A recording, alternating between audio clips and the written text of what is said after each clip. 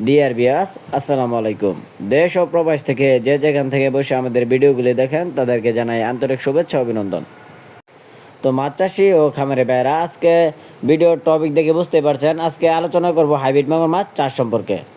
আপনারা যারা অল্প পুঁজি খাটিয়ে কোনো রিস্ক ছাড়া মাছ চাষ করে লাভবান হতে চান তাদের জন্য মূলত আজকের ভিডিওটি।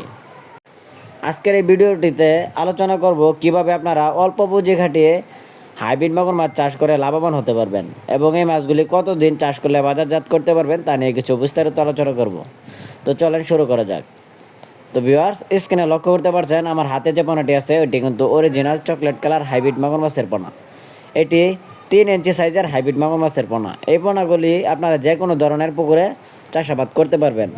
এমনকি প্রতি শতাংশে এই মাছগুলি 500 থেকে 600 পিস মাছ কালচারের জন্য দিতে পারবেন। তো আপনাদের আবার বলে রাখি, এই মাছগুলি কিন্তু আপনারা যে কোনো ধরনের পুকুরে, অর্থাৎ যে কোনো ময়লা আবর্জনা পুকুরে এই মাছগুলি চাষাবাদ করতে পারবেন, যত নোংরা পুকুরই হোক না কেন। কেননা এই মাছগুলি সহজে মারা যায় না, এদের রোগবালাই নাই বললেই চলে। এবং অন্য সকল মাছের চেয়ে এই মাছগুলি খুব দ্রুত বড় হয়ে থাকে। তো আপনারা যারা পুকুরে কালচারের জন্য এই ধরনের হাইব্রিড মাগুর মাছের পোনা খুঁজতেছেন, আপনারা চাইলে আমাদের স্ক্রিনে দেওয়া নাম্বারে যোগাযোগ করতে পারেন। আমরা এই উন্নত জাতের পোনাগুলি সারা বাংলাদেশের 64 জেলায় বিনামূল্যে ফ্রি হোম ডেলিভারি সার্ভিস দিয়ে থাকি। আপনি চাইলে দেশের যে কোনো প্রান্তে বসে আমাদের নাম্বারে যোগাযোগ করে এই মাছের পোনাগুলি সংগ্রহ করতে পারবেন।